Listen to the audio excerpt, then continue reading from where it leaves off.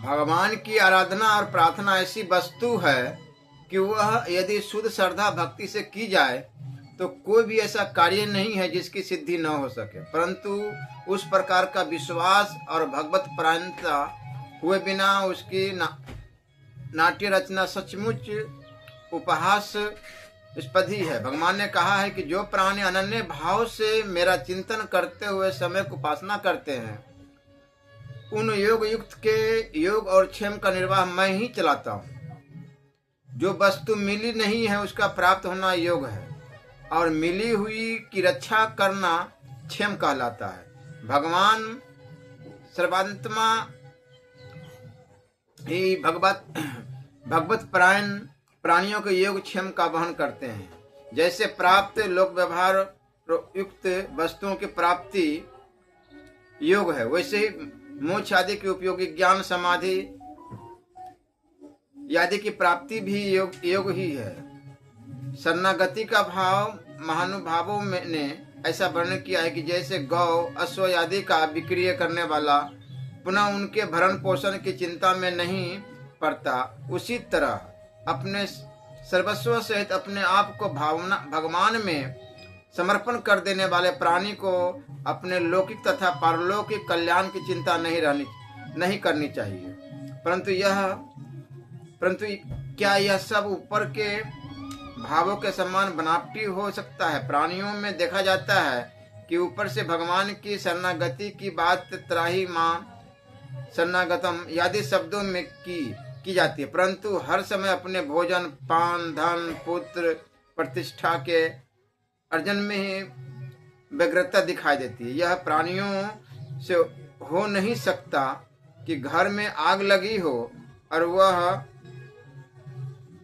व्यग्रता से भगवान के ध्यान या जप में लगा रहे। यदि किसी सौभाग्यशाली की यह स्थिति हो जाए तो अवश्य ही भगवान उसके घर की आग बुझा देते हैं। आलस्य और अक्रमण्यता, बस अपने कर्तव्य की उपेक्षा करना, यह एक बात है, और भगवत परायणता में विश्व विस्मरण होने से जैसा वैसा होना यह दूसरी बात है। अपने यहाँ के कितने ही भक्तों के उदाहरण है कि उनके भगवत भजन में तन्मय होने पर भगवान ने ही उनके कर्तव्यों का पालन किया है।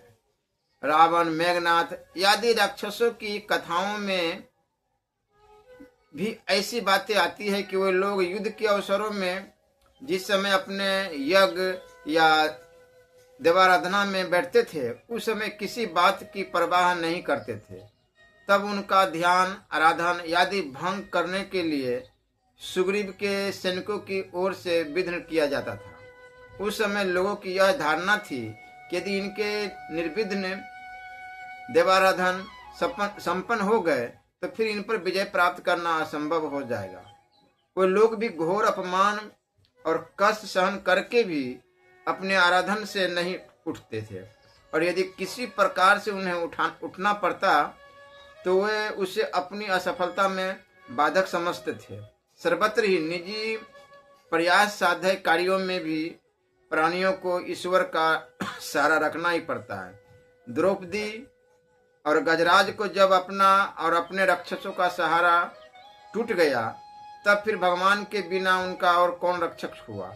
आलसी एवं अकर्मण्य नहीं, किंतु भगवान का भक्त अपने भक्ति से उन अनंत कोटि ब्रह्मांड नायक भगवान को भी अपने बस में कर लेता है, जिनके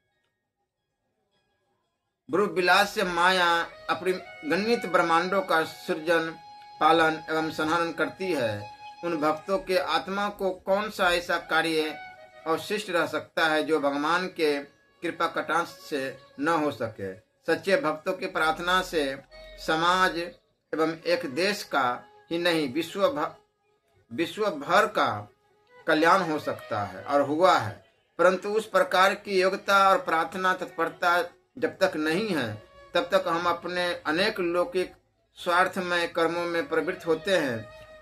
जब तक प्राणी को भोजन पानी आदि नाना व्यवहारों का स्मरण बना रहता है, तब तक के लिए वह सर्वबद्धमान परित्यज्य मामेक शरण ब्रज का अधिकारी नहीं होता। उस काल में तो के अनुसार भगवती स्मरण के साथ कर्तव्य कोटि में उपस्थित समस्त लौकिक पारलौकिक कर्मों के करने में प्रयत्नशील होना ही चाहिए इत्यादि वचनों से भगवान ने स्पष्ट कहा है कि राग द्वेष विहीन होकर व्यक्तिक और सामूहिक कल्याण दृष्टि से अपने कर्तव्य कर्म के पालन में शास्त्रानुसार ही सनद्ध रहो।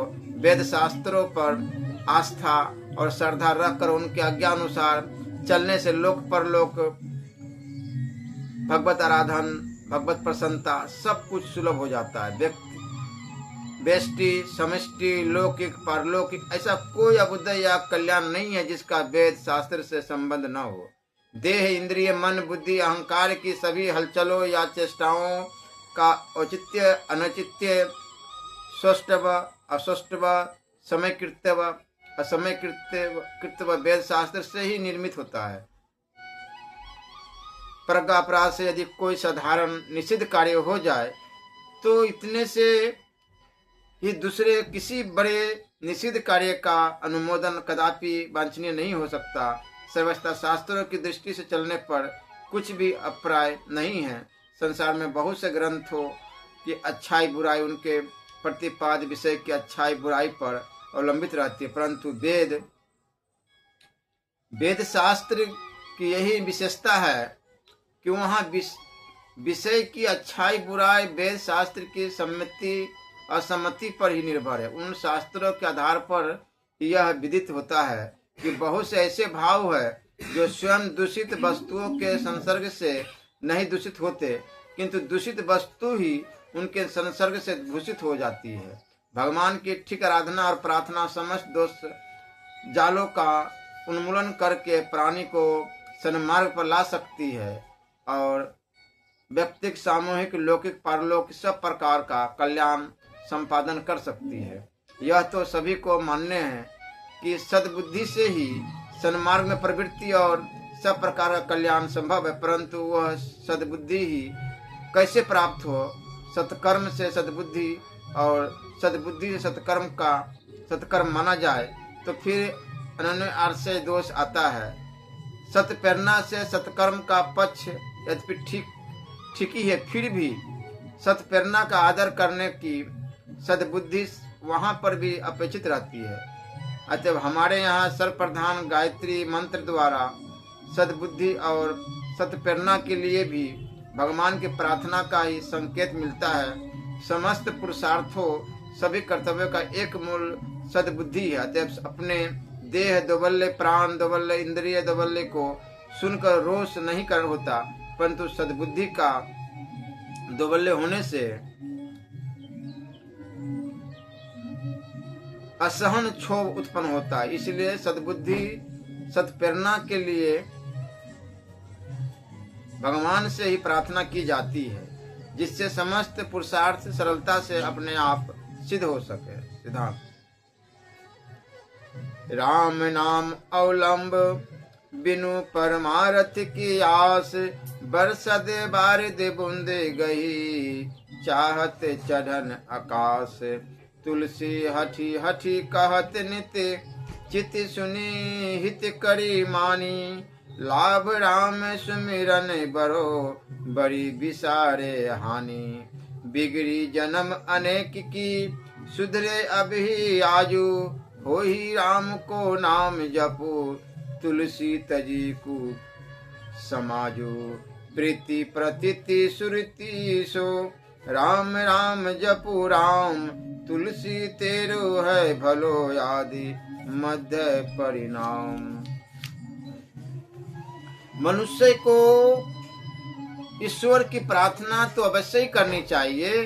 जिस ईश्वर ने मनुष्य का शरीर दिया है और उसकी रक्षा के लिए अन्न फल मेवा सब्जी इत्यादि अनेक पदार्थ बनाए हैं, उसका कितना उपकार है वह वाणी से कहा नहीं जा सकता। गोस्वामी जी ने विनय पत्रिका में कहा है, कोटुहु मुख कही जात न प्रभु के, एक एक उपकार, अर्थात करोड़ों मुख से भी ईश्वर का एक एक उपकार नहीं कहा जा सकता। उसका बदला ले देना तो दूर की बात है, कम से कम हमें उनके उपकार को समझकर प्रार्थना तो अवश्य ही करनी चाहिए। जो उपकार को नहीं मानता उसको बड़ा भारी पाप, कृतघ्नता, दोष का होता है। श्री सूरदास जी ने यहाँ तक लिखा है, मौसम कौन कुटिल खल कामी, जो तनु दियो ताही बिसरायो, ऐसो नमक हरामी, भरी भरी उदर विषय को धायो, जैसे सुकर ग्रामी, हरिजन छारे हरि विमुखन, की निस दिन करते गुलामी, पापी कौन बरो जग मोते सब पतितन में नामी, सुर पतित को ठोर कहाँ है, तुम बिनु श्रीपति स्वामी। एक कुत्ते को भी रोटी का एक टुकड़ा डाल दो तो वह भी पूंछ हिलाकर मालिक की प्रार्थना करके तब रोटी खाता है। क्या हम कुत्ते से भी गए बीते हैं कि जिस ईश्वर ने हमको सब कुछ दिया है उसकी हम प्रार्थना भी न करें? इससे बड़ा पाप और कौन हो सकता है? विचार करके देखा जाए तो मनुष्य थोड़े से धन के लिए भगवान की प्रार्थना करता है, बल के लिए बलवान की प्रार्थना करता है, विद्या के लिए विद्वान की प्रार्थना करता है, तब हमें धन, बल या विद्या प्राप्त होती है। अगर हम ईश्वर की प्रार्थना करें तो ईश्वर सर्वशक्तिमान है, उससे हमें सारी शक्तियां प्राप्त हो सकती है। प्रार्थना से बहुत लाभ होते हैं। जो नित्य प्रति ईश्वर की प्रार्थना करते हैं उनको अनेक प्रकार के अनुभव हुए हैं। लेख नेत्र ज्योति मिल गई। घटना इस प्रकार की, कादूर मैसूर ग्राम अब पहले अपनी आंखों की रोशनी खो चुके थे। उन्होंने कई अच्छे डॉक्टरों को दिखाया, लेकिन सभी ने कहा कि अब आंखों की रोशनी लौटना असंभव है। डॉक्टरों से निराश हो श्री बिरजा रोशनी फिर से प्रदान करने की प्रार्थना की। एक सप्ताह बाद एक दिन सुबह के समय जब वह भाव मगन हो भजन गा रहे थे, उनकी आंखों की रोशनी लौट आई। उन्हें पहले की तरह दिखने लगा। ईश्वर की प्रार्थना करने से स्वयं को तो लाभ होता ही है, परंतु इससे सारे विश्व को भी लाभ पहुंचाता है। प्रार्थना से वातावरण शुद्ध होता है। आज देश और विश्व में वातावरण अशुद्ध हो रहा है। लोगों में तामसी और राजसी भावनाएं फैली हुई है, जिससे घोर अशांति है। देश और विश्व का वातावरण शुद्ध हो, इसके लिए प्रार्थना हर मनुष्य को करनी चाहिए। इस भौतिक युग में भौतिक वस्तुओं की बहुत उन्नति हुई। घर घर में रेडियो लगे हुए हैं। इसके द्वारा सभी लोग जानते हैं कि शब्द की शक्ति कितनी ज्यादा है। एक स्थान से ब्रॉडकास्ट होता है, वह सारे संसार में फैल जाता है। अगर लोग ईश्वर की प्रार्थना करेंगे तो वे प्रार्थना के शब्द सारे विश्व में फैल जाएंगे और उससे बहुत लाभ हो सकता है। यह विघ्न पुरुष स्वयं समझते हैं। आजकल प्राय घर में, नगर में, प्रांत में, देश में और विश्व में लड़ाई झगड़ा और वैमनस्य के शब्द फैले हुए हैं, जिससे दिन दिन वातावरण अशुद्ध होता चला जा रहा है। लोगों के हृदय में घोर अशांति है। अगर मनुष्य व्यक्तिगत या सामूहिक प्रार्थना करे तो इससे वातावरण शुद्ध हो सकता है। अभी हाल की बात है कि जब चीन ने भारत पर चढ़ाई की, उस समय भारत में यत्र तत्र खूब प्रार्थनाएं हुई कि देश की विजय हो और विश्व में शांति हो। उसका प्रत्यक्ष फल यह हुआ कि चीन का युद्ध बंद हो गया और एक प्रकार से भारत की विजय ही हुई। हमारा तो जनता से विशेष अनुरोध है कि इस समय सब लोग भगवान की प्रार्थना करें, फिर चाहे वह व्यक्तिगत हो या सामूहिक। प्रार्थना का खूब प्रचार एवं प्रचार और प्रसार होना चाहिए। भागवत प्रार्थना यथार्थ में अकारण करुण निखिल ब्रह्मांड नायक पूर्णतम पुरुषोत्तम श्री भगवान से शुद्ध हृदय की वार्ता है। प्रभु से भावनात्मक भेंट है। यह एकाकी भी की जा सकती है और सामूहिक रूप से भी। एक दृष्टि से हम कहें तो भगवत प्रार्थना जीव का परमात्मा के सम्मुख होना है, सुगम साधन है, फल महान है।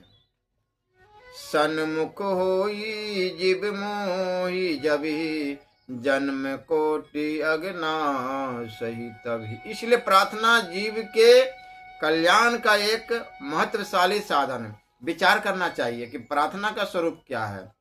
परमात्मा की सत्ता, उसके औदार्य, वात्सल्य, सर्वविद, सामर्थ्य, दयालुता आदि करुणामय गुण गणों पर ढूंढ विश्वास हुए बिना किसी प्रकार की कोई प्रार्थना नहीं बन सकती। इस विश्वास के अभाव में प्रथम तो प्रार्थना की ही नहीं जा सकती। कदाचित किन्हीं परिस्थितियों में भी की जाए तो वह निरर्थक ही है।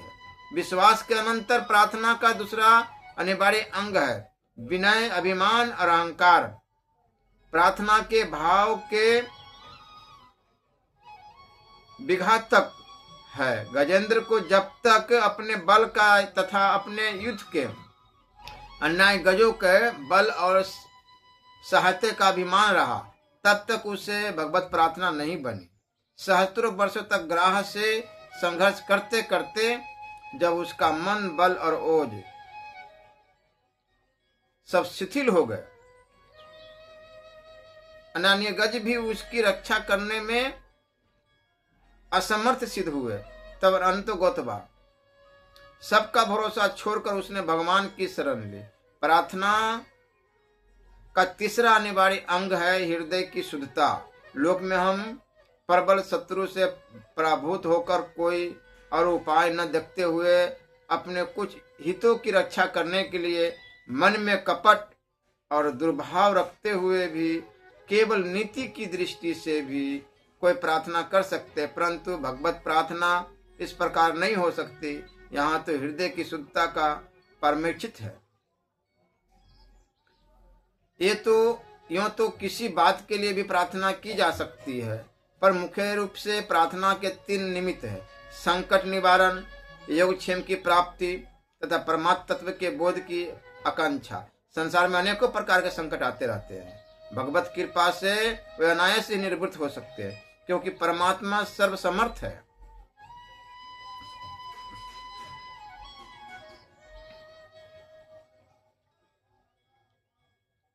सत्य संकल्प है, सर्वांतर्यामी और सर्वभूत नियंता है। सभी प्राणियों की प्रवृत्ति निवृत्ति परमात्मा के संकल्प के ही अधीन है। अतः कहीं भी किसी से भी कोई संकट उपस्थित हुआ हो, उसे दूर कर देने में परमात्मा को कुछ भी भार नहीं, केवल उनमें कृपा का भाव उदय हो जाना चाहिए। भगवान का अनुग्रह भाव उद्दलित करने का प्रार्थना अमृत साधन है। द्रौपदी का चीर बढ़ाकर ग्राह को चक्र से छेदन कर गज को उसके फंदे से छुड़ाकर तथा प्रहलाद में अपनी दिव्य अचिंत्य शक्ति का प्रवेश करा के भगवान ने उनके संकटों का अनायास निवारण कर दिया।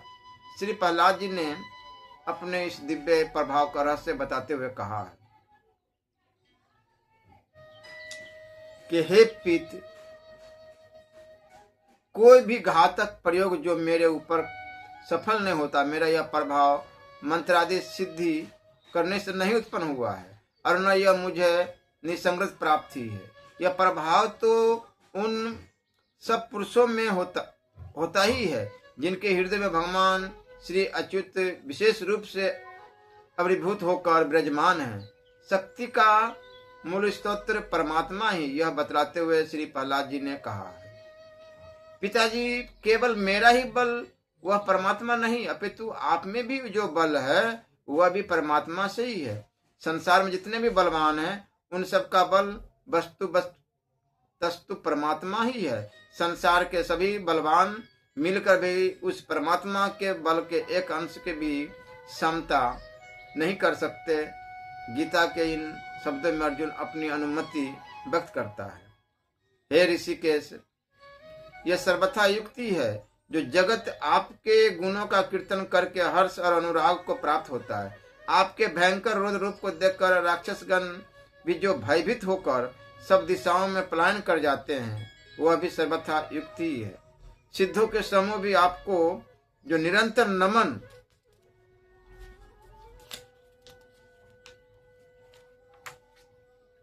करते हैं, वह भी युक्त है, क्योंकि आप ऐसी ही महामहिम सामर्थ्य वाले। देवगण भी जब जब असुरों से बाधित हुए और अपने हुए आत्मत्राण के लिए परमात्मा की ही शरण में गए, और दयालु भगवान ने भी उनकी प्रार्थना स्वीकार कर सदा किसी न किसी उपाय से उनकी रक्षा की है।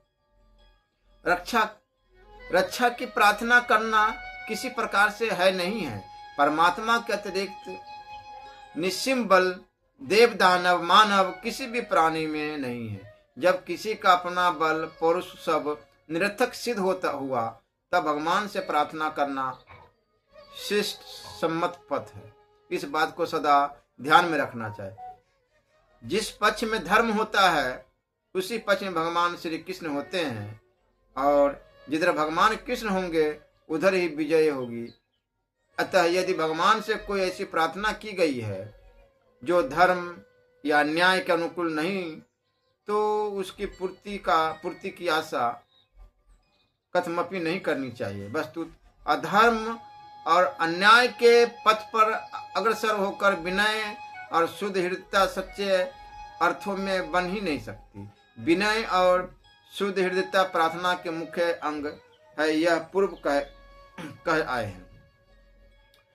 भगवान सर्वभूत सुहृद है, स्वाभाविक ही सबका हित चाहते हैं। जो भी हमारी इच्छाओं की पूर्ति में बाधक हो, उसे अपना शत्रु मानकर हम यदि उसके विनाश की प्रार्थना परमात्मा से करने लगे, तो यह युक्त न होगा। अतः प्रार्थना का औचित्य भी सर्वदा अनुच्छनीय, सदा ध्यान में रखने योग्य है।